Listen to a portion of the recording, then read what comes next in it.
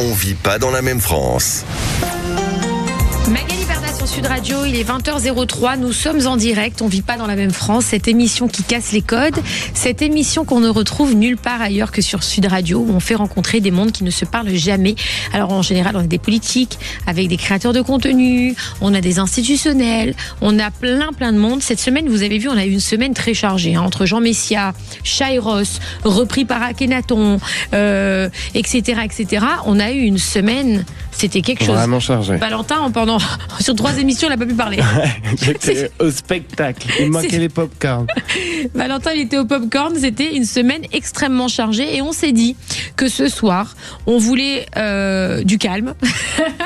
Non, on voulait parler de quelque chose. On n'est pas forcément dans un débat. On est plutôt dans une discussion. Une analyse de la situation. Donc, on va pas dans le clash ce soir. On va plutôt dans la compréhension. Ça nous arrive aussi de temps en temps. Et on va parler d'un sujet qui fait mal à beaucoup de femmes. C'est l'endométriose, les amis. Donc restez avec nous sur Sud Radio. Je suis accompagnée comme chaque soir de Valentin, notre blogueur national international. Comment ça va, Valentin ? Eh ben ça va très bien. T'as vu, je suis très bronzé aujourd'hui. Bah t'as fait des UV. Je te connais. Je croyais que tu pensais que j'étais revenu de Bali. Non, pas du tout. Pas du tout. Tu dors chez moi, Valentin. Oui, c'est vrai. Je sais très bien que t'es pas à Bali. Il faut faire genre, si seulement. Ah ouais. T'as vu ou pas ? Cyril Ferraud, il reprend le flambeau de Fort Boyard. Mais non. Ouais, c'est plus Olivier Mine, c'est Cyril Ferraud qui succède du coup à Olivier Mine. Et toi, je sais que tu avais fait Fort Boyard. Ah, moi j'ai fait Fort Boyard, ouais. Et je veux savoir une petite anecdote, comment ça se passait. Est-ce que tu as aimé l'expérience ? Comment c'était ? C'est traumatisant. Ah ouais ? Ah non, mais c'était. Je pense que vraiment, les gens ne se rendent pas compte à quel point c'est vrai. C'est vraiment aussi dur que ce qu'on voit à la télé. C'est vraiment dur. Ah ouais. C'est vraiment dur. On a été partis. Écoute, j'étais partie avec Nabila à l'époque. On a fait Fort Boyard ensemble avec Thomas. C'était extraordinaire. On avait vécu une expérience incroyable. On est arrivé, je crois qu'on s'était levé à quelque chose comme 5h du matin. Moi, j'ai voulu me faire maquiller parce que j'ai dit, je vais être filmée quand même toute la journée. Donc, on a fait venir un coiffeur-maquilleur pour nous maquiller, nous coiffer à 5h du matin. Sauf qu'on savait pas qu'on allait prendre un bateau pour partir de l'hôtel jusqu'au fort. Qu'on est arrivé dans un état, parce qu'il y avait beaucoup de mouvements. Tu croyais que t'allais aller à la nage jusqu'au fort ? Mais écoute, tu sais qu'il n'y a pas d'entrée dans le Fort Boyard. Et tu faisais comment ? En fait, tu rentres, le bateau arrive devant le fort, et t'as un espèce de gros truc rond, une grue qui vient, tu rentres dans le truc rond, et tu montes par une grue, et tu rentres dans le fort. C'est-à-dire, tu escalades le fort, en fait. Il n'y a pas de porte. Donc, on s'est retrouvés à escalader le fort dans la grue. Bon, bref, c'était un enfer. Et on s'est retrouvés jusqu'à, je crois, 2h du matin, la nuit d'après. Non-stop. Ah, c'est long. Non-stop. C'était un enfer. Mais c'est une bonne expérience. Ah non, mais ça restera à jamais gravé dans ma mémoire. Je me suis retrouvée dans une pièce avec des animaux bestioles de partout. J'ai hurlé comme pas possible. Je me suis retapé les images tout à l'heure pour rire. Ah, t'as regardé ? Est-ce que tu m'as vu sur la cloche ? Non, j'ai vu celle avec les bestioles, justement. Les bestioles, j'ai pas pu bouger. Une seule seconde, j'ai pas pu bouger. Il était comment, Père Nabila, à ce moment-là, elle avait mis un pain à... Comment il s'appelle ? Passepartout, merci. Pardon pour le... À Passepartout. C'était tellement drôle, elle s'est pas fait exprès, il lui a fait peur. Il s'est pris un peu. C'était très drôle. Passepartout, c'était vraiment drôle. Et j'ai fait la cloche, j'ai volé dans les airs, attaché à un truc. C'était immonde. C'était horrible. Et Père Fouras, il était comment ? Père Fouras, je l'ai pas vu, moi, c'est Nabila qui l'a fait le Père Fouras. Donc, j'aurais bien aimé, moi, le voir. C'est mon rêve de faire Fort Boyard. Ah ouais, c'est vrai ? J'adore. C'est ton rêve ? Moi aussi, c'était mon rêve. Ah bah, je peux te garantir au moins tu l'as réalisé, le tien. Oui, c'est vrai. Voilà. Non, mais vraiment. Mais par contre, je vous jure que Fort Boyard, les amis, c'est du vrai. Voilà, sachez-le, c'est du vrai. Les expériences sont vraies, les bêtes sont vraies, les cris sont vrais. Le traumatisme est vrai. Voilà, on est dans une vraie3 de vie. Hein. C'est ouf. Incroyable. Alors, ce soir, on reçoit... Il va y avoir 3 intervenants dans notre émission. On reçoit d'abord Mag, qui est chanteuse, que je vais vous présenter. Vous inquiétez pas, je vais tout vous dire sur Mag. C'est un peu moi. Elle m'a piqué la voix, piqué mon prénom et ma voix. Voilà, c'est un peu moi, mais c'est pas grave. C'est pas vrai, c'était nul. Tu peux faire genre tu rigoles à mes blagues, s'il te plaît ? Ensuite, on reçoit Adrien Crestani, qui est un docteur spécialisé dans l'endométriose. J'ai une tonne de questions à lui poser. Et Sarah, qui est créatrice de contenu aussi, qui a percé sur les réseaux sociaux, qui fait énormément de vidéos sur l'endométriose, qui lui raconte un peu son quotidien et qui vous montre un peu ce que c'est le quotidien d'une personne atteinte d'endométriose. Et croyez-moi, c'est pas évident. Donc, on va commencer par Mag. Alors, bonsoir Mag, merci d'être avec nous. Bonsoir, merci pour l'invitation. Avec plaisir. Alors Mag, tu es une chanteuse révélée au grand public grâce à The Voice. Oui. En quelle année ? Eh ben, l'année dernière, voilà. 2015, n'importe quoi, 2025. Ça fait pas boyard, toi. Dans l'équipe de Zaz, voilà. Ah, t'étais carrément dans l'équipe Zaz. Il faut que tu enlèves ton casque. Ah. Sinon, tu vas tout entendre de ce qui me souffle dans mes petites oreilles. Ah bah oui, voilà. Ah bah non, c'est la surprise, enfin. Mais ok, donc toi, t'as été dans l'équipe. Elle est sympa, Zaz. Elle est très sympa. C'est vrai. Ouais. T'as pas une petite anecdote à nous donner là sur un petit truc qui s'est passé avec Zaz ? Un petit truc qui s'est passé, je venais d'accoucher quand j'ai fait l'émission et elle est venue rencontrer ma fille en loge et je trouve ça très chouette. C'est sympa. Voilà. Elle est très humaine, non ? Très humaine, très sympa. Elle m'a envoyé des petits messages avant l'émission pour me souhaiter une bonne diffusion. Là, je suis encore en contact avec elle de temps en temps. Elle est vraiment, vraiment très gentille. Et toi, alors on a un audio, je crois. Hein. On va écouter. Mon corps,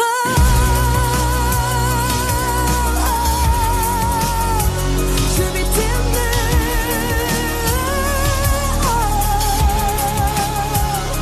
Mon corps, je vais t'aimer. C'est du level. Hein. C'est du level. Merci. Il y a du level quand Je même. suis pas sûr qu'elle ait volé ta voix du coup. Non. Du coup, je peux même plus blaguer, les gars. C'est nul. Franchement, c'est fort. Alors, mais t'es arrivé jusqu'où dans l'émission ? Demi-finale. Ah oui, quand même. Incroyable. Voilà. Et alors, t'as gardé un bon souvenir ? Bonne Ouais, expérience ? Franchement, c'était une super expérience. Toute l'équipe The Voice est vraiment hyper bienveillante. On est vraiment accompagnés comme des artistes et pas comme des candidats. Oui. Voilà, ça c'est vraiment top, quoi. Ils prennent soin de nous. Enfin, c'est vraiment super. Oui, parce qu'ils veulent coller un peu des fois l'image un peu télé-réal, candidat, etc. Effectivement, à The Voice, qui est au final une émission très artistique, en vrai. Oui, tout à fait. Moi, ça m'arrivait de pleurer devant The Voice, pas toi, Valentin ? Ah mais moi il y en a une, il y a une vidéo que je revois souvent, c'est la petite Emma dans The Voice Kids quand elle chantait Je suis malade. Et je fais que pleurer devant cette vidéo. Ah ouais ? Non Incroyable. mais tu regardes pas sur YouTube des fois tous les vidéos de The Voice du monde entier ? Si, Moi aussi. le soir quand je m'ennuie, je regarde ça. Qui fait ça, les amis ? Est-ce que vous regardez toutes les vidéos de The Voice du monde entier ? Moi tout le temps, même des sur fois. YouTube et TikTok. Ah mais si, moi si. j'adore, je suis un fan. Ah moi aussi, mais dans le monde entier. Et là tu cherches quel pays, tu dis putain il chante bien lui, Ouais. c'est quel pays du coup ? C'est très Sinon intéressant. je mets les top 10 des vidéos les plus marquantes de The Voice, Ouais, c'est les vrai. plus émouvantes. Non mais c'est une vraie, franchement c'est une belle émission comme on aime The Voice parce que c'est quelque chose qui apporte, ça apporte des beaux moments, je pense aux spectateurs. Quoi. Oui, puis tous les artistes sont vraiment mis en valeur. Ouais. Voilà, c'est vraiment quelque chose auquel ils tiennent, que tout le monde se sente bien, que les artistes soient mis en valeur, qu'ils chantent les chansons qu'ils ont envie de chanter. Ouais.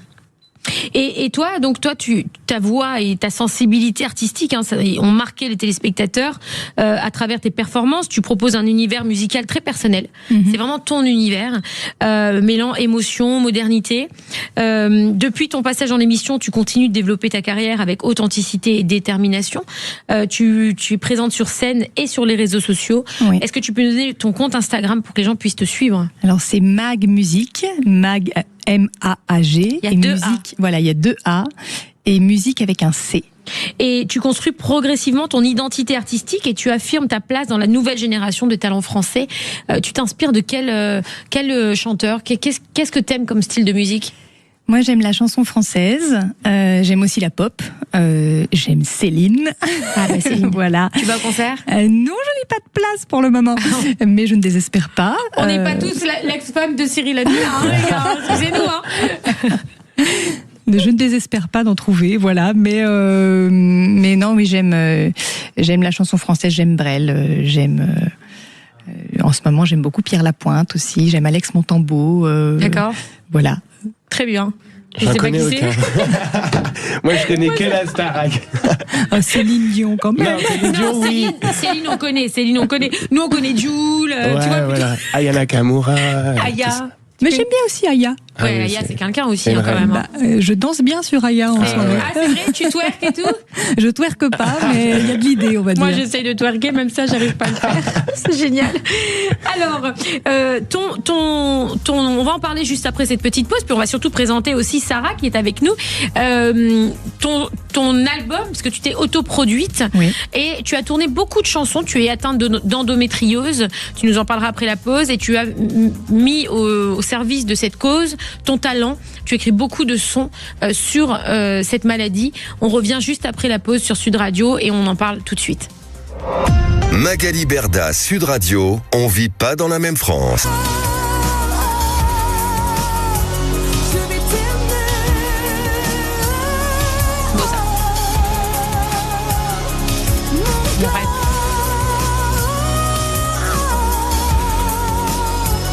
Je vais t'aimer. Moi, ça a toujours été mon rêve de savoir chanter. Moi aussi. Des Est-ce fois, que des fois tu j'essaye. chantes toute seule dans la douche? Ah oui, mais tout le temps. Mais C'est moi, vrai je chante tout le temps. Comme moi. Tu vois, on est pareil. Je t'avais dit qu'on avait un point commun. Florian, qu'est-ce qu'il y a? Je t'entends pas, Florian. Mais je te dis de ne pas oublier de présenter les autres invités. Et 2 minutes, t'inquiète, Florian. Je te sentais enfin. partir sur un karaoké, là, Magali, c'est pour ça. Ah, moi, je suis à Voilà. deux doigts de faire un karaoké. Alors, j'explique ma passion, les karaokés. Mais les karaokés ne m'aiment pas du tout. Mais voilà. Bref, alors, donc, tu as écrit des chansons sur l'endométriose. On va en parler juste après avoir présenté d'abord Sarah. Alors, Sarah, merci d'être avec nous. Bonjour, merci pour l'invitation. Avec grand plaisir. Toi, tu es créatrice de contenu engagée. C'est-à-dire tu crées Oui, du tout à contenu fait. sur les réseaux sociaux, vraiment sur un sujet particulier qui te prend au cœur, on va dire. Tu es connue pour prendre la parole sur l'endométriose, tu sensibilises à cette maladie encore trop méconnue. C'est pas qu'elle est méconnue, on dirait qu'on la voit pas. On dirait que moi j'en parle avec vous les filles parce que j'ai une endométriose et j'ai une adénomiose, je vais même pas le dire.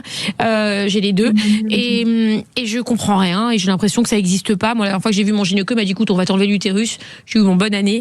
Voilà. Mais en fait, il n'y a pas vraiment ni de prévention, ni d'explication, il y a rien. C'est comme si ça n'existait pas. Et s'il n'y a pas des gens comme toi, Sarah, qui font des vidéos sur les réseaux sociaux, on dirait qu'il n'y a rien. C'est-à-dire que ce qui est ouf, c'est que c'est une des seules maladies où les renseignements, quand on veut les avoir, c'est grâce aux influenceuses. C'est quand même hallucinant. C'est-à-dire que il y a pas vraiment enfin, il y a rien quoi. Je veux dire, on parle de plein de choses. Il y a plein par exemple, le cancer du sein. Il y a beaucoup d'émissions de télé. Il y a beaucoup de sensibilisation sur les réseaux sociaux. Il y a beaucoup de médecins qui en parlent. Il y a de la prévention qui doit être faite, etc. Mais l'endométriose, c'est comme si elle n'existait pas, ou du moins qu'on voulait cacher cette maladie qui finalement touche énormément de femmes. Parce qu'à chaque fois, je parle d'endométriose à quelqu'un, la femme en face de moi, je sais pas si ça vous fait ça, me dit ah moi aussi je l'ai. Mais il y a J'ai une énormément, endométriose. oui, il y a énormément de C'est personnes qui sont lunaire. touchées. Concernée, oui. Mais c'est dingue. Donc toi, à travers tes contenus, tu partages ton expérience avec sincérité, tout en informant et en brisant les tabous, justement. Tu crées un espace d'écoute et de soutien pour de nombreuses femmes concernées. Et par ton engagement, tu contribues à faire évoluer les mentalités et à mettre en lumière les enjeux liés à la santé féminine. Alors, je rectifie quand même ce que j'ai dit aussi, parce qu'il y a beaucoup de créatrices de contenu et beaucoup de comptes sur l'endométriose. Mais c'est surtout sur les réseaux sociaux que ça se passe. Il y a des filles qui sont derrière de nombreux comptes sur les réseaux sociaux. Hein. J'ai cherché tout à l'heure quand je vous ai contacté, etc. Et j'ai vu qu'il y en avait énormément de filles qui je pense, travaillent d'arrache-pied pour pouvoir faire des comptes Instagram pour sensibiliser et informer. Mais finalement, je me dis, c'est tellement grave que, à part elle, personne ne fasse ce boulot. Enfin, c'est dramatique finalement. Non, tu vois pas, je sais pas, Sarah, tu t'en penses quoi? C'est super important de sensibiliser à ce niveau-là, surtout que quand on va voir les médecins, on rencontre beaucoup de médecins qui nous disent encore que les douleurs, elles sont dans notre tête. C'est un truc que je pense que chaque femme qui a de l'endométriose a déjà été confrontée. Et surtout, comme c'est une maladie où on nous voit évoluer avec, où on peut vivre avec, où on peut faire du sport, par exemple, faire des choses, qu'on n'est pas handicapé et dans notre lit, on se dit, cette femme-là, elle peut vivre, donc on n'a pas besoin de la traiter, elle n'est pas en danger de mort. Mais en fait, on se rend pas compte à quel point la maladie, elle est handicapante au quotidien. Et c'est pour ça que moi, j'en parle, parce que justement, il faut que les gens se rendent compte à quel point ça handicape la femme au quotidien, pour le travail, pour les relations sociales, pour le sport, pour les performances, pour la carrière, pour tout. Franchement, à tous les niveaux, C'est impactant comme maladie. Et ça suffit de dire que c'est dans notre tête et de rien faire, quoi. Alors, pour les gens qui nous écoutent ou qui nous regardent, est-ce que tu peux nous dire, quand tu dis à quel point c'est dur pour nous, donne-nous des exemples de ce qui te pose problème et de ce qui te fragilise, en fait. Qu'est-ce qui est dur pour toi ? Déjà, au niveau de la carrière, moi, j'étais ingénieure en finance et en IT. Donc, j'ai dû mettre de côté ma carrière parce que j'étais malade tous les mois. Puis, ça s'est aggravé et maintenant, aujourd'hui, j'ai quasi 20 jours dans le mois où je suis malade. Donc, pour avoir un travail en tant que salarié, c'est compliqué. C'est quoi tes symptômes ? Mes symptômes, c'est... En fait, ça s'est aggravé avec le temps, mais à chaque cycle de règles, j'ai des douleurs qui apparaissent dans mon abdomen. Donc des nouvelles douleurs, elles restent là, elles sont là tout le mois, et à l'ovulation et pendant les règles, ça flambe dans mon corps et je fais des crises digestives, je suis très fatiguée et je souffre surtout tous les jours. Et c'est des douleurs qui sont, des fois ma mère elle me voit, je suis en train de crier, je suis au sol. Enfin, c'est vraiment des choses qui sont choquantes. Et on nous donne des solutions, par exemple, nous mettre sous Acupan, c'est des perfusions d'antidouleurs, c'est quand même fort. Mais voilà, c'est des solutions qui sont extrêmes et surtout qui nous shootent complètement. Donc pour aller au travail avec une perfusion d'Acupan, non, c'est pas possible. C'est quand même pas pratique. C'est pas possible du tout. Et il faut savoir aussi la cause de tout ça, parce que c'est pas normal d'avoir ces douleurs-là et qu'on soit autant à être concerné aujourd'hui. Ça, c'est quand même dingue. Et Magali, toi, tu as appris quand que tu avais une endométriose ? J'ai appris ça assez récemment. Finalement, j'ai appris en 2023. D'accord. En fait, moi, j'avais des douleurs pendant les règles au niveau du diaphragme et dans le dos. J'ai jamais eu de douleur pelvienne. Et donc, j'ai eu du mal à faire le lien. Et en fait, il se trouve que j'ai fait un pneumothorax quand j'étais sur scène en pleine tournée de Starmania. Et quand je suis arrivée aux urgences, donc mon poumon droit s'était complètement décollé. On m'a posé la question, est-ce que vous faites de l'endométriose ? Moi, je dis non. Et en fait, ils m'ont dit si, on pense que vous faites de l'endométriose. C'était parce que c'était le poumon droit. Et en fait, l'endométriose était remontée, au niveau du diaphragme, a perforé le diaphragme et s'est installée dans la plèvre. Alors, c'est quoi l'endométriose pour les gens qui nous écoutent ? Alors, c'est des lésions, c'est en fait de la matière utérine qui migre ailleurs, sur les organes, sur d'autres organes, et je crois qu'on ne sait pas trop pourquoi en fait ça migre, et à des endroits complètement improbables. Moi, je suis atteinte donc d'une endométriose qu'on appelle thoracique, qui est une forme assez rare. Et c'est vrai que il y a une errance médicale. Moi, j'ai eu de la chance d'être prise en charge tout de suite par des équipes qui ont vraiment tout de suite fait le lien, mais c'est pas toujours le cas. Moi, sur les forums, j'ai rencontré des filles, qui attendent des années, et leurs poumons se décollent, on leur recolle, on sait pas trop pourquoi, et en fait, au bout d'un moment, on leur dit oui, c'était de l'endométriose.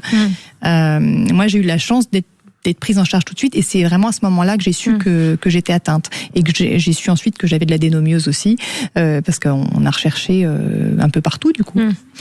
Moi, c'est extrêmement étonnant, parce que moi, par exemple, quand j'ai su que j'avais de l'endométriose, moi j'ai eu 3 enfants, parce que moi, pour moi, dans ma tête et dans la tête de beaucoup de gens, il faut se le dire, quand t'as l'endométriose, t'as pas d'enfant. C'est ce qu'on croit, c'est ce que les gens pensent. Moi, j'ai 3 enfants, donc je suis à l'opposé de me dire que j'ai de l'endométriose. Enfin voilà. Et c'est une question que je voudrais poser au médecin d'ailleurs qui va venir tout à l'heure avec nous sur le plateau. Moi, j'ai au nombril, j'ai comme un espèce de kyste qui, tu sais, mon nombril, il se met à pousser d'un coup et il re-rentre. Et on pensait que c'était une hernie. Tu vois, parce que ça rentrait, ça repartait, ça rentrait, ça repartait. Je suis allée voir des spécialistes qui allaient m'opérer d'une hernie. Je me suis pas fait opérer. Et puis, à un moment donné, pardon, ça va faire rire les gens, mais c'est une vérité, je vais me faire opérer de la poitrine. Et je demande en même temps à ce qu'on me retire la fameuse pseudo-hernie que j'ai. Il me la retire. Quelques jours après, je reçois un coup de fil du médecin qui me dit qu'en fait, je n'ai pas d'hernie et qu'en fait, le bout que j'avais qui poussait, qui ressortait, qui poussait, c'était de l'endométriose. Et là, j'ai dit, non, mais attends, ça veut dire que j'ai un bout de mon utérus qui est parti se foutre dans mon nombril, mais qu'est-ce que c'est que cette histoire ? Et c'est comme ça qu'on découvre, et donc j'arrive toujours pas à comprendre. Alors après c'est aggravé avec le temps, là où je te rejoins Sarah, c'est que les douleurs s'accentuent avec le temps, parce que j'ai beaucoup plus mal aujourd'hui qu'en 2019 quand je l'ai découvert, parce que c'était en 2019 que j'ai découvert ça, et aujourd'hui j'en souffre énormément, alors qu'en 2019 j'en souffrais pas beaucoup, tu vois, j'avais pas vraiment à part ce petit bout de nombril qui poussait, je comprenais rien. Là aujourd'hui je sens passer la douleur, si tu veux, tous les mois, et je te rejoins dans le sens où ça dure en plus de plus en plus longtemps, c'est-à-dire que c'est pas une douleur qui vient, qui reste 2 jours et qui s'en va, ça traîne dans le temps. C'est très douloureux, ça envahit les jambes. Moi, je sais que ça me remonte même dans les jambes. J'ai du mal à tenir debout. Tu sens tes hormones qui sont complètement à l'envers. Bref, le corps ne va pas. On est fatigué, on n'est pas bien. Ça envahit le corps, en fait. Moi, j'ai l'impression, j'ai comme cette sensation. Alors, j'ai l'impression, et tu vas me dire, Sarah, ce que t'en penses, mais j'ai l'impression que d'une femme à une autre, les douleurs, les symptômes, la manière est différente. J'ai l'impression qu'on n'a pas tous les mêmes symptômes, mais on a tous la même chose, mais finalement une manière un peu différente. Qu'est-ce que tu en penses, toi? Oui, on dit, on a une endométriose par femme, et c'est très vrai, parce que l'endométriose, enfin, on demandera au médecin qui viendra, mais on dit que c'est plus une maladie gynécologique, mais une maladie systémique, et ça impacte le corps de plein de façons différentes au final. Donc, il faut vraiment se pencher, je pense, sur la question, faire des vraies recherches là-dessus et proposer des vraies solutions, parce que ça handicape plein de gens et de façon vraiment individuelle, quoi. Chaque personne a une forme différente d'endométriose. C'est terrible. Et est-ce que tu as l'impression qu'on est abandonné, que les femmes sont abandonnées par rapport à cette maladie? En fait, qu'est-ce qui manque aujourd'hui en France pour ça? Le vide, c'est quoi pour toi? Totalement. Déjà, moi, je pense qu'il manque de solutions, parce qu'aujourd'hui, on n'a que la pilule. Et la pilule, il y a plein d'effets secondaires, parfois qui sont même pires que les douleurs d'endo. Au final, on se retrouve avec les deux. Et je pense qu'il faut vraiment un parcours de soins, peut-être avec des kinés, peut-être avec de la naturopathie aussi, mais vraiment des solutions adaptées pour chaque femme. Et des solutions surtout, parce qu'il n'y a pas de traitement aujourd'hui, c'est ça le pire. On ne sait ni la cause, ni comment le traiter, donc c'est quand même dingue. Et on est autant à être concerné, c'est quand même fou, quoi. Oui, comment... Et aussi, excuse-moi, mais au niveau du travail, c'est dingue aussi qu'on n'ait pas plus de mise en place, de prise en compte de la douleur de la femme, et de choses qui sont mises en place au boulot, quoi. Comment tu as su que tu avais une endométriose, toi? Moi, j'avais 25 ans quand j'ai commencé à avoir les grosses douleurs dans le ventre, et on m'a opéré, en fait, on m'a retiré un fibrome au niveau des ligaments utérosacrés, mais il y a eu beaucoup de flou autour de mon diagnostic, hein. Même si on a retrouvé un bout d'utérus en dehors de l'utérus, on m'a quand même dit c'est peut-être pas ça, on n'est pas sûr, etc. Donc moi j'ai eu surtout on va dire, c'est les médecins qui ont vu avec les symptômes et le fibrome qu'ils ont retiré. C'est là où ils m'ont dit, c'est une endométriose. Mais c'est pas en me retirant le fibrome qu'ils se sont dit, c'est bon, elle a de l'endométriose, on va pouvoir faire quelque chose pour elle, quoi. Alors, restez avec nous, on revient juste après cette petite pause sur Sud Radio, et on va recevoir également un médecin spécialisé dans l'endométriose, qui est actuellement en plus dans un congrès à Bologne sur l'endométriose, et qui nous fait l'honneur de nous appeler en direct de ce congrès pour nous donner plein d'explications. Moi, j'ai une tonne de questions à lui poser, je sais pas vous les filles, et restez avec nous, nos auditeurs. Passez vos questions à Valentin, pour Mag, pour Sarah et pour Docteur Crestani. Restez avec nous, à tout de suite sur Sud Radio. Magali Berda, Sud Radio, on vit pas dans la même France. Magali Berda sur Sud Radio, il est 20h28, nous sommes en direct, on vit pas dans la même France, cette émission qui casse un peu les codes. Voilà, on essaie de parler de choses d'une manière un peu plus simple. Voilà, on casse les codes, nous on parle d'une manière vraiment sans tabou, des questions des fois qui semblent peut-être un peu puériles, je sais pas si je peux dire ça comme ça, mais finalement c'est un peu que les questions que tout le monde se pose. On n'est pas snob, nous en tout cas sur Sud Radio. Nous on parle vrai, on snob personne, voilà, même les gens qui comprennent pas forcément. Moi des fois j'ai pas honte de dire que je comprends rien quand on me parle d'un sujet ou quoi. Et non mais c'est vrai. Moi non plus. Mais c'est quoi l'endométriose, Valentin? Je l'apprends sans blague, hein. Je l'apprends là, et c'est pour ça que j'écoute depuis tout à l'heure, parce que j'apprends plein de choses pour l'instant, et je connaissais pas vraiment. Je connaissais de nom, parce que je crois, si je me trompe pas, il y a comment elle s'appelle, une candidate de Secret Story 5, Sabrina, je crois. Sabrina Perkis. Elle en parle beaucoup sur les réseaux, non? Si je me trompe oui, pas. c'est ça. Et c'est grâce Et à il y elle a- que j'avais connu le nom. Il y a Julia Paredes, Et s'il Julia vous plaît, Paredes qui a écrit aussi. un bouquin sur Exactement. l'endométriose. C'est elle aussi qui m'a fait, qui m'en a parlé il y a pas longtemps, mais j'en ai jamais vraiment entendu parler. Ouais. Donc là, au moins, ça me sert. C'est pour ça quand je te dis j'ai mes règles, laisse-moi tranquille, me parle pas. Ouais. Ça je le sais. Dès que tu les as, je le sens. Non mais c'est une vraie souffrance les garçons, vous vous rendez pas compte. Pardon, on est à l'antenne, mais en fait faut parler des choses, on parle vrai quand on se dit les choses, il n'y a pas de tabou les amis, et c'est bien d'en parler ouvertement au contraire, et on salue le travail que toutes ces associations, toutes ces fondations, tous ces comptes Instagram qui font un travail colossal sur les réseaux sociaux pour sensibiliser. Moi quand on m'a annoncé que j'avais une endométriose, je ne savais pas ce que c'était, on me l'a annoncé par téléphone. Il m'a appelé le chirurgien en me disant écoute, finalement ça c'est les résultats des analyses, c'est ça. J'ai même pas été voir un gynéco, je me suis tout renseigné sur Instagram grâce au compte de toutes ces personnes, on en citera quelques-uns tout à l'heure qui font un travail remarquable et qui nous aident à mieux comprendre ce qu'on a. Sarah, est-ce que tu penses aujourd'hui qu'on peut soigner l'endométriose? Parce que moi, un médecin m'a dit, on va t'enlever l'utérus. Est-ce que pour toi, la solution pour soigner l'endométriose, on demandera ça au docteur aussi, mais est-ce que la solution pour soigner l'endométriose et plus souffrir, c'est vraiment d'enlever l'utérus? Alors moi, à Des questions que je 27 ans, pose, les amis. J'évoque ce sujet, moi, d'une manière vraiment complètement des fois à côté de la plaque, même si je l'ai. Mais moi, j'ai très peu consulté, donc j'ai très peu de réponses à mes questions. Et c'est vrai que je te pose des questions parce que toi, t'es vraiment ancré là-dedans et tu travailles beaucoup sur ce sujet. Donc c'est pas des questions pour. Désolée si mes questions des fois sont un peu bêtes, mais non, pas du tout, pas du mais tout. voilà. Mais c'est des questions qu'on se pose toutes, parce que moi-même, je suis pas médecin. Oui. Mais moi, à 27 ans, on m'a aussi proposé une hystérectomie, donc de me retirer l'utérus. J'ai pas d'enfant. J'ai réfléchi à 2 fois. Bien sûr. Et en plus, quand on entend que l'endométriose n'est plus une maladie gynécologique, on peut se demander est-ce que c'est vraiment utile finalement de retirer l'utérus. Il y a plein de femmes où malheureusement on leur retire l'utérus et ça continue à se développer dans d'autres organes. On a des atteintes digestives, des atteintes au niveau du poumon, du thorax, comme Mag. On a des atteintes même au niveau des yeux, apparemment, de témoignages de femmes que j'ai entendus au niveau des yeux. Donc je suis pas sûre que de retirer l'utérus, ça soit vraiment la solution, mais je pense que c'est surtout aux médecins de nous répondre et de faire les recherches nécessaires, bien sûr. Et Mag, si alors toi tu nous as expliqué que tu as eu un enfant. Oui. Parce que l'endométriose, on va poser aussi la question au médecin, est-ce que vraiment c'est parce que moi j'entends beaucoup de femmes qui disent j'ai une endométriose, je n'arrive pas à avoir d'enfant. Est-ce que vraiment ça bloque on va lui poser la question. Je pense que ça dépend des cas. Des cas, en fait. voilà, c'est ça.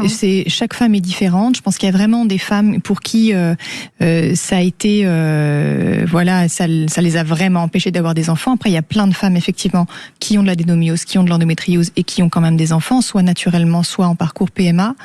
Donc c'est pas impossible, mais il y a des femmes pour qui ça a été impossible. C'est vraiment, je pense, c'est au cas par cas. Bien sûr. Je suis pas médecin, mais je pense que tu as raison aussi. Et toi, comment tu as vécu ça? Donc du coup, tu as fait un parcours pour avoir un enfant, tu as fait une PMA. Moi, j'ai dû faire un parcours PMA parce que donc chez moi, l'endométriose agit au niveau de la plèvre et flambe au moment de l'ovulation et au moment des règles. Moi, au début, je pensais que c'était qu'au moment des règles. Donc, c'est-à-dire que quand j'ai arrêté ma pilule que je prenais en traitement après une première chirurgie de la plèvre, j'ai dû prendre la pilule pendant un certain temps avant d'essayer de retomber enceinte. D'essayer de tomber enceinte tout simplement. J'ai arrêté ma pilule, on m'avait dit, bon là on vous a opéré, vous avez plus rien, il n'y a plus de lésions visibles, ni à l'IRM, ni à l'œil nu, donc allez-y. Mais on m'avait dit, on vous laisse 6 mois, parce qu'on va pas prendre trop de risques quand même, parce qu'on sait finalement pas grand-chose sur le sujet. En gros, c'était ça, et moi j'ai fait une récidive au bout de 3 mois. Donc au bout de 3 mois, en pleine ovulation. Donc j'ai appris à ce moment-là que finalement ça pouvait aussi se décoller pendant l'ovulation. Donc j'ai très vite compris que finalement 2 fois par mois, sans pilule, pendant les règles et pendant l'ovulation, je pouvais avoir mon poumon qui se décolle. Ce qui est un petit peu gênant en plus quand on est chanteuse. Voilà. Et donc là, on m'a bloqué, on m'a mis sous ménopause artificielle avec des piqûres. Et ça a duré, on m'a réopéré déjà, et ça a duré donc un certain temps, 7 mois, je crois, quelque chose comme ça, et on a enchaîné sur une PMA. Moi, j'avais la chance d'avoir congelé mes ovocytes quand la loi PMA pour tout est passée. Et du coup, je me suis servi de ces ovocytes-là. On a réussi à avoir un embryon qui a tenu. Et donc, je suis maman aujourd'hui d'une petite fille de 1 an et je mesure la chance que j'ai parce que je rencontre tellement de femmes qui sont atteintes d'endométriose ou pas d'ailleurs, mais qui sont en parcours PMA et c'est vraiment le parcours du combattant que moi je m'estime très très chanceuse d'avoir eu cette petite fille. Tu m'étonnes, c'est un beau discours d'encouragement pour les femmes qui sont atteintes d'endométriose, de se dire que quand même, voilà, on peut, c'est pas perdu d'avance, on peut lutter et on peut y arriver. On peut lutter et surtout, chaque cas est différent. Moi, on C'est m'a ça. vraiment dit, moi j'avais 8 ovocytes. 8 ovocytes, c'était rien pour la médecine. On m'avait dit, franchement, ça relève du miracle. Bon, il y a eu un petit miracle qui s'est passé. Ça peut arriver. Il y a des fois où ça se passe pas comme ça, mais faut garder l'espoir en tout cas, je crois. Tu feras un deuxième ? J'aimerais, alors c'est un peu compliqué parce que du coup je suis sous pilule en permanence maintenant, justement parce qu'il y a un risque de récidive si j'arrête. Je n'ai plus d'embryon de côté, donc plus de possibilité de faire de nouvelles stimulations. Donc on m'a proposé d'aller voir du côté du don d'ovocytes. Donc j'ai fait un dossier et je suis en attente de don. Voilà. D'accord. Donc tu es en attente de don là. Voilà.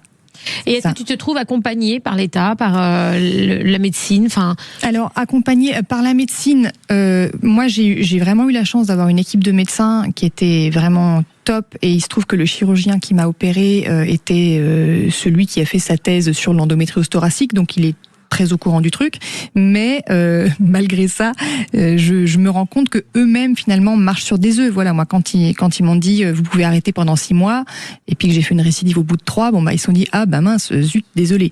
Donc accompagné de la volonté de la médecine, moi de l'équipe de médecins qui m'a accompagné, oui.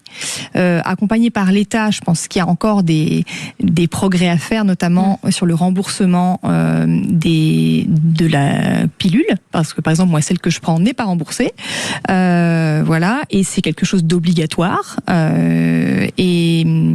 et on peut pas forcément changer. Sur les soins, je vois par exemple qu'il y a de l'ostéopathie qui peut être bonne pour l'endométriose. La plupart des mutuelles le remboursent pas non plus. Donc il y a plein de choses qui pourraient être faites et notamment par exemple déclarer aussi. Et moi, je suis déclarée en ALD, ce qui permet un remboursement à 100% de certains traitements. Par exemple, quand on va passer une radio, une IRM, c'est des choses qui coûtent très cher. Donc moi, j'ai la chance entre guillemets d'être reconnue en ALD, mais toutes les formes d'endométriose ne le sont pas. Et c'est vrai qu'il y a des progrès à faire là-dessus, quoi. Bien sûr. Sarah, toi, est-ce que aujourd'hui tu trouves que qu'est-ce qui faille? Est-ce que c'est le gouvernement, la Sécu, ou c'est les médecins qui sont pas assez dans la prévention, qui expliquent pas assez les choses, ou est-ce que le problème c'est plutôt justement le gouvernement qui leur donne pas les moyens forcément aussi? Parce que c'est facile de jeter la pierre sur les médecins, mais comme tu disais tout à l'heure, tu perds ton boulot, tu perds tout. Comment tu fais? Je pense qu'il y a beaucoup de choses, hein. Déjà, les médecins, c'est pas non plus de leur faute parce qu'apparemment, ils ont pas été... l'endométriose, de ce que j'ai entendu, c'est au programme qu'à partir de 2020. Donc, compliqué pour eux de nous aiguiller parce que je pense que eux-mêmes ne savent pas. C'est-à-dire que c'est au programme, c'est dans les facs de médecine, on leur a mis l'endométriose qu'à partir de 2020, c'est ça, à étudier? Ouais, on peut demander si c'est un faux ou un tox au médecin, justement, ce point-là. Ouais, c'est intéressant à savoir. Mais si c'est vrai, en tout cas, c'est quand même dingue. Et aussi, je pense qu'effectivement, ils ont pas assez de moyens. Hein, quand on voit comment ils sont débordés, que ce soit aux urgences ou avec leurs patients. Bien sûr. Je vois pas comment ils peuvent faire des recherches sur une nouvelle maladie en plus. Bien sûr. Alors, je demande à la régie, Florian, est-ce que notre docteur est avec nous? Vous dites? Après la pub, juste après la pub. Juste après la petite pause, on a le docteur. On a tellement de pauvres. Communication avec lui, il finit son colloque et il arrive. S'il savait toutes les questions qu'on va lui poser, il finit son colloque. Toi, t'es partie chercher où tes informations, Sarah? Quand t'as su que t'avais de l'endométriose, qui est-ce qui t'a accompagné, qui t'a guidé, qui t'a rassuré, qui t'a expliqué les choses? Moi, j'ai eu la chance d'avoir un très bon médecin traitant qui était aussi médecin en médecine interne. Donc, c'est lui qui a vu le fibrome sur les IRM parce que de base, tout était normal. C'est lui qui l'a vu, pas les radiologues. Et c'est lui qui a insisté pour qu'on me fasse les examens et l'opération. Donc, c'est grâce à lui. Mais après, tout le reste, c'est vraiment des documentations soit sur Internet, soit sur les réseaux. Mais il faut toujours chercher pour être sûr de... Ce que je disais tout à l'heure. De bêtises. C'est ouf comme c'est tout sur l'endométriose, vraiment tout se joue sur les réseaux sociaux, c'est quand même dingue. J'aimerais citer le nom de certains comptes pour nos auditeurs, pour les femmes qui sont aujourd'hui sujets à endométriose et qui vivent ça d'une manière un peu douloureuse. J'aimerais vous donner quelques noms de comptes Instagram à suivre. Vous avez Endomind-FR, vous avez Endocopine, endométriose neuropathique, Info Endométriose, la belle Elando aussi. Voilà, il y a pas mal de. Il y a le collectif aussi Bump, bon, qui est aussi sur la stérilité, l'infertilité, mais qui parle aussi d'endométriose. Mais voilà, moi j'ai trouvé beaucoup d'informations sur la belle et l'endo aussi. Je crois qu'il y a une course aussi. Enfin, les femmes, elles se bougent quand même, les femmes, pour faire bouger les choses, pour informer, etc. Moi, il y a Endo France aussi. Endo France, ouais. Allez, profitez, les amis, citez-les, parce que je pense que les femmes ont besoin d'informations et qu'on n'en a pas suffisamment. Donc vraiment, ne vous gênez pas, que ce soit Sarah et Mag. Si vous avez des comptes à recommander à nos auditeurs, vous pouvez y aller. Je crois que Valentin a des questions. Oui, j'ai une question de Marie pour Mag. Elle nous demande, est-ce un manque de formation, de moyens ou de prise de conscience? Vaste question. Je pense qu'il y a certainement un manque de moyens, c'est sûr. Manque d'informations, effectivement, parce que j'ai l'impression qu'on commence seulement à en parler de cette maladie, parce que moi j'ai toujours l'impression que c'est un peu un truc dans la tête de certaines personnes. Oui, c'est une maladie de bonne femme, voilà, on la laisse de côté. Et puis qu'on entend depuis aussi qu'on est petite que avoir mal pendant les règles, c'est normal. Ouais. Aussi, ouais. Voilà, et c'est vrai que c'est un sujet sérieux. Moi, quand j'entends des fois, oui, c'est bon, ça y a pas mort d'homme. Enfin voilà, en fait, si, il y a des formes qui peuvent être mortelles. Donc, je pense que c'est un sujet à prendre au sérieux. Donc peut-être manque d'information. Et le dernier, c'était ou une prise de conscience. Voilà, après, prise de conscience, je pense que ça va avec. Ouais. De prendre vraiment conscience que, en fait, c'est quelque chose qui déjà est grave, peut devenir, s'il y a une forme très ciblée à la base, déjà qui est très douloureuse, elle peut aussi se propager dans le corps, aller ailleurs et devenir de plus en plus grave. Et je pense que ça, c'est vraiment une prise de conscience à avoir. Ouais. Bien sûr. Et ça passe par l'information, effectivement. Alors, restez avec nous. On revient juste après cette petite pause sur Sud Radio où on va recevoir Dr Adrien Crestani, docteur spécialisé dans l'endométriose. Et on va, toutes les trois, Sarah, Mag et moi, lui poser plein de questions. Et Valentin, bien sûr. À tout de suite sur Sud Radio. Magali Berda, Sud Radio. On vit pas dans la même France.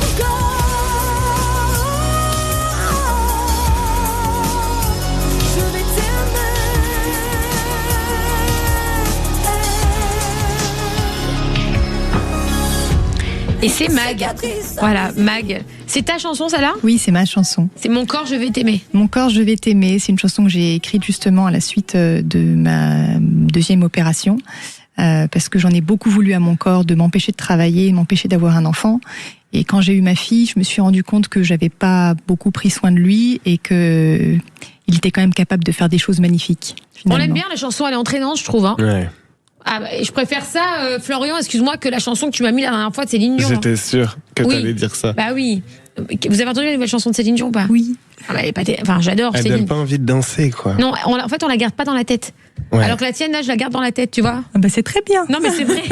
C'est vrai. Alors, on reçoit Adrien Crestani. Bonsoir, docteur. Merci de me recevoir. Merci à vous d'être avec nous. Alors, vous êtes en grand congrès, là, sur l'endométriose. Vous êtes où exactement ? Alors, je suis actuellement à Bologne pour le congrès européen de l'endométriose. On aurait dû venir, à toutes les trois. Ouais. On est 3 cas d'endométriose, là, nous. Et alors, on a plein de questions à vous poser. Comment, aujourd'hui, comment ça arrive, l'endométriose ? Parce que moi, j'ai jamais compris. Moi, j'ai eu 3 enfants. J'ai toujours très bien vécu, j'ai jamais eu d'endométriose, jamais de signe de rien du tout. Et puis en 2019, j'ai découvert, parce qu'on m'a enlevé un petit bout de quelque chose, donc c'était de l'endométriose dans le nombril, j'ai pas compris ce qu'il foutait là, et c'est là où on m'a appris que j'avais une endométriose. Alors j'avais déjà eu 3 enfants, et un jour j'en ai parlé sur mes réseaux sociaux, j'ai dit les amis, alors j'ai dit quelque chose de très grave, je me suis fait massacrer par tous les comptes. J'ai dit, j'ai attrapé une endométriose. Et là, on m'a repris, on m'a dit, ça s'attrape pas. Mais parce qu'on manque d'informations, en fait, on comprend pas. Et c'est pour ça que j'ai dit ça, moi, bêtement, et vraiment pas, c'est parce qu'en fait, je n'avais pas conscience de ce que c'était, je ne savais rien. Et on m'a dit, un jour, t'as une endométriose. Donc moi, pour moi, je l'avais attrapé, vous voyez ce que je veux dire? Et en fait, pas du tout. Et c'est important qu'on en parle ce soir pour qu'on donne des informations aux gens qui, peut-être, auraient fait la même erreur que moi. Est-ce que vous pouvez nous dire, docteur, comment ça vient, du coup? Comment, est-ce que ça peut venir comme ça? Est-ce qu'on l'a toujours eu ou est-ce que non, ça sort d'un coup? Qu'est-ce qui se passe? Alors, déjà, premier élément, on connaît très peu de choses sur l'endométriose. C'est une maladie, on est très très loin d'avoir un bon niveau de connaissance. Deuxième élément, je rebondis tout de suite sur ce que vous avez dit, ça s'attrape pas. Voilà, c'est ça. Ça ne s'attrape pas, ça pour le coup on le sait. Il n'y a pas de transmission de l'endométriose. Ensuite, d'où ça vient? Probablement, plus le temps passe et plus on a l'impression qu'en fait on est avec cette maladie. C'est une maladie qui arrive, on ne sait pas très bien comment, au moment où l'embryon se forme. Et puis chez certaines femmes, elle va se développer et devenir symptomatique. Chez certaines femmes, elle va être pas symptomatique, il n'y aura pas de douleur. Mais voilà. Ensuite, il va y avoir l'influence du milieu extérieur aussi, parce que les femmes qui ne le développent pas, peut-être qu'elles n'ont pas mangé la même chose, qu'elles n'ont pas été exposées à la même chose. Donc c'est ce qu'on appelle une maladie qui est multifactorielle. Il y a plein de raisons. Il n'y a pas une seule raison qui donne l'endométriose. Donc elle peut se développer à 18 ans, comme à 30, comme à 50. Alors, il y a deux pics de maladie. Il y a à l'adolescence, 2 pics d'arrivée de la maladie, à l'adolescence, où on va vraiment avoir les douleurs de règles qui s'installent. Et puis un autre pic de la maladie qui va être un petit peu plus tard, après par exemple, ce que vous avez eu après les grossesses, où on a des patientes qui vont avoir 35, 40 ans, qui vont avoir des douleurs pelviennes qui vont s'aggraver ou apparaître. Donc entre guillemets, on ne naît pas avec une endométriose, elle se développe dans le corps avec le temps, c'est ça? Alors si, probablement qu'on est avec, D'accord. mais que au fil du temps, chez certaines personnes elle s'aggrave et chez certaines personnes, elle reste stable et puis même chez certaines personnes elle peut vraiment disparaître. Je pense que le plus important de dire, c'est que la douleur c'est pas normal. Ça c'est vraiment le truc le plus important. Si vous avez mal, il faut s'alarmer, quel que soit votre âge, quels que soient vos antécédents, quel que soit vous ayez des enfants, que vous en ayez pas. Si vous avez mal pendant vos règles, si vous avez des douleurs qui vous handicapent, il faut absolument aller consulter, c'est fondamental. Et alors, qu'est-ce qu'on peut faire pour se soigner, pour aller mieux? Quels sont aujourd'hui, parce qu'on voit beaucoup de conseils, alors des médecins qui vous disent, ok, on va vous retirer l'utérus. Sarah nous expliquait tout à l'heure qu'on lui avait conseillé d'enlever son utérus, mais à son âge, elle a envie, et c'est vrai, on peut le comprendre, elle a envie de faire des enfants, elle n'a pas envie d'enlever son utérus. Oui. Puis elle dit que peut-être tu nous as expliqué, Sarah, tout à l'heure, peut-être même ça allait servir à rien, puisqu'on pouvait après l'avoir quand même, c'est ce que tu nous disais tout à l'heure. Donc, quelles sont les solutions quand vous avez une patiente qui vient vous voir, qui a pas d'enfant, qui apprend qu'elle a une endométriose, qui se développe du coup, et puis qui vous dit, docteur, qu'est-ce qui va se passer pour moi? Est-ce que je vais pouvoir avoir des enfants? Est-ce que je vais pouvoir vivre normalement? Qu'est-ce que vous leur dites à ces patientes? Alors, il y a plusieurs questions. D'abord, sur la fertilité. Donc, il faut être très clair. Toutes les patientes qui ont l'endométriose ne vont pas être infertiles. D'ailleurs, même la majorité des patientes qui ont de l'endométriose, elles seront pas infertiles. Peut-être même qu'elles n'entendront jamais parler de leur maladie. Par contre, il est vrai que chez les patientes qui ont de l'endométriose, il y a quand même un petit peu plus d'infertilité que la population générale, que n'importe quelle autre femme à côté d'elle. Ça, c'est le premier élément. Deuxième élément, est-ce que je vais réussir à avoir des enfants? Ça, il faut être toujours positif parce que si on doit faire malheureusement de la PMA, l'assistance médicale pour faire un bébé, on a les mêmes chances que les autres patientes dans la salle d'attente qui font elles aussi de la PMA. D'accord? Donc vraiment, il faut être positif avec ces patientes. Déjà, la douleur, c'est lourd. Alors si en plus, on leur met des injonctions en leur disant vous allez jamais faire d'enfants comme on a pu le dire pendant des années, c'est totalement faux. Aujourd'hui, nous, dans les données de la littérature, il y a entre 70 et 80% des femmes qui sont opérées d'une endométriose qui vont avoir la grossesse qu'elles voulaient. Donc on est vraiment dans des chiffres qui sont très bons, quoi. Ouais. Ça, c'est la première chose. Et puis, il y avait aussi la question que vous posiez sur comment est-ce qu'on approche, comment est-ce qu'on traite ces patientes. Aujourd'hui, vraiment, il n'y a pas un traitement miracle, ça c'est sûr, et il n'y a pas un seul traitement qui fonctionne chez tout le monde. Ça, c'est la première chose. Toutes les patientes qu'on voit dans nos salles d'attente, elles ont toutes des traitements différents. Pourquoi ? Parce qu'on s'adapte à ces patientes-là. Ce que disait Il y a Sarah une tout à patiente, l'heure. on va lui donner un traitement hormonal, une pilule, elle va être super bien, elle va avoir aucun effet secondaire, ça va lui suffire. Il y en a une autre, elle va avoir plein d'effets secondaires, ça va pas marcher, on va lui proposer de la kiné, on va lui proposer d'autres traitements, ça va super bien marcher. D'autres avec lesquelles on va être très perdu parce qu'on n'a pas de solution à lui proposer. D'autres chez qui on va faire une chirurgie qui va super bien marcher. Donc c'est vraiment deux choses. Un, c'est pluridisciplinaire. Il y a plein de gens qui doivent intervenir dans les soins de ces patientes. Et deux, c'est pas une sauce pour tout le monde. Et docteur, on voit, moi, quand je parle d'endométriose moi j'en parle vraiment très ouvertement avec plein de femmes, je me rends compte que la majorité des femmes me répondent, et je vous jure que c'est un constat que je fais, hein, moi aussi j'ai une endométriose. Mais finalement, est-ce qu'on n'est pas beaucoup plus nombreuses que ce qu'on veut le faire croire aux gens? Est-ce que l'endométriose n'est pas vraiment ultra méga répandue aujourd'hui? Et il y en a, enfin, que toutes les femmes, enfin, énormément de femmes sont concernées par l'endométriose. Comment ça se fait qu'aujourd'hui le gouvernement ne prend pas suffisamment en compte cette maladie qui atteint la majorité des femmes? Parce que moi je considère vraiment que la majorité des femmes aujourd'hui ont de l'endométriose. Enfin, je peux me tromper, hein, je suis pas médecin, mais vous allez me dire ce que vous en pensez. Aujourd'hui, c'est 10%. Voilà. C'est tout, vous êtes sûr que c'est tout? Ça dépend des, Est-ce que ces ça chiffres-là, dépend ils sont pas des faussés? études, mais globalement, au maximum, on est autour de 10-15%. Parfois un peu moins, parfois un peu plus, mais on est dans ces fourchettes-là. C'est vrai que il faut dire qu'il y a un biais majeur, c'est que quand vous êtes malade et que vous avez mal, vous allez en parler, et donc l'accroche avec la femme en face de vous qui est malade, elle va bien se passer parce que vous avez plein de choses à vous raconter, donc vous allez vous souvenir de cette femme-là. C'est vrai que la copine qui vous dit, bah moi j'ai pas mal, bah hop, on passe à un autre sujet, quoi. Donc voilà, nous on n'a pas l'impression en épidémiologie, quand on regarde les gens dans la population générale, que le nombre de malades augmente, mais par contre on a l'impression que le nombre de maladies graves augmente. Voilà, okay. Ça c'est la première chose. Et deuxième chose, pour être tout à fait honnête, on s'en occupe plus. On écoute beaucoup plus ces patientes parce qu'on a aussi d'autres solutions à leur proposer. On a développé des parcours de soins. Nous, on a développé un institut qui est franco-européen, qui est mondial, où on s'occupe de ces patientes spécifiquement. On fait que ça. Donc voilà, il y a des parcours de soins aussi qui s'améliorent et qui fait qu'on en entend beaucoup plus parler. Si vous faites une émission spéciale endométriose, vraiment ce que je salue parce que c'est génial de faire ça, bravo. C'est aussi parce qu'on en parle et qu'on est plus à l'aise de parler de sexualité entre copines, de parler de règles, de parler. Je pense que ma grand-mère, elle parlait pas avec ses copines de la quantité de sang qu'elle avait dans sa culotte. Oui, bah, nous on en parle direct. Hein. Moi, je prends des stories sur Insta, Snapchat, c'est pas un problème. Sarah, mais c'est génial, parce que ça va sortir. Ce que vous faites là, ça va sortir des ados qui n'osaient pas trop en parler. Bah, elle va regarder sur ses réseaux et voilà. Et Sarah, est-ce que tu as une question, toi, à poser, docteur Crestani, qui est donc spécialisé dans tout ce qui est endométriose?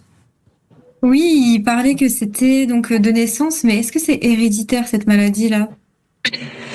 Il y a une part d'hérédité, ça c'est sûr. On remarque statistiquement que si vous avez une fille, si vous êtes une femme qui a de l'endométriose et que vous avez une fille, il y a plus de chances, malheureusement, qu'elle ait de l'endométriose, et parfois dans des chiffres assez importants.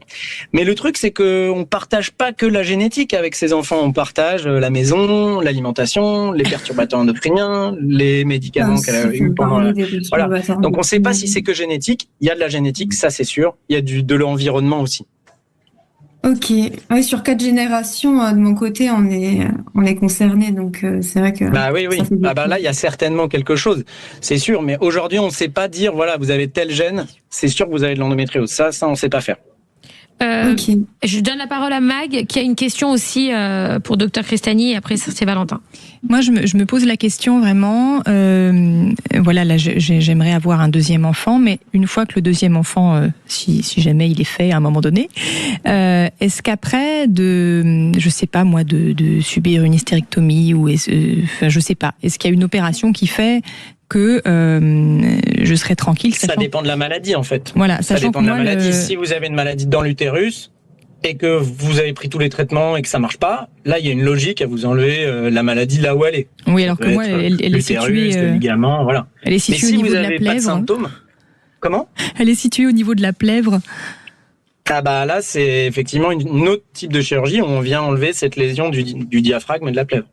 Ça, alors, c'est faisable. Moi, j'ai été opérée des deux. On va tous consulter docteur Crestani. On va tous arriver demain chez vous. Vous rentrez quand, docteur? Non, mais il y a on a du mal à trouver des docteurs. Alors moi, je suis allée chez un gynéco, à droite, à gauche, enfin voilà. Mais un vrai spécialiste qui va nous parler, on a du mal à trouver. Moi, je suis très heureuse aujourd'hui. Alors, je sais que c'est totalement interdit de faire de la publicité pour les médecins et du coup, je ne vous en fais pas.